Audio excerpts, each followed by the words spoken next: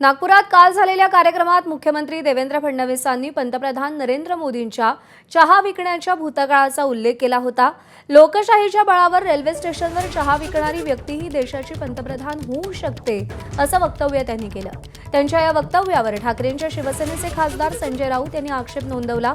पंतप्रधान मोदींनी लहानपणी चहा विकल्याचा पुरावा दाखवल्यास राजकारण सोडेन असं आव्हान दिलं।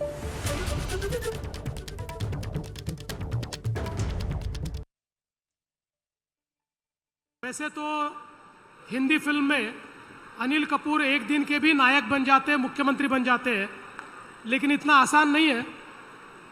देखिए, इस देश में हमारे संविधान ने लोकतंत्र दिया है और इस लोकतंत्र की खूबी यह है कि जो देवेंद्र फडणवीस कभी ये भी नहीं सोच सकता था कि वो कॉरपोरेटर बनेगा, वो मुख्यमंत्री के पद तक पहुंचा, या गुजरात के रेलवे स्टेशन पर चाय बेचने वाला बच्चा देश का प्रधानमंत्री बन गया, तो ये ताकत भारत के संविधान की ताकत है। नरेंद्र मोदी यांनी चहा विकल्याचा जर कोणी पुरावा आणून दिला बरं का गुजरातमध्ये, तर मी राजकारण सोडेन। नरेंद्र मोदी ज्या काळामध्ये चहा विकत होते असं म्हणतात, त्या काळात ते रेल्वे स्टेशन अस्तित्वातच नव्हतं।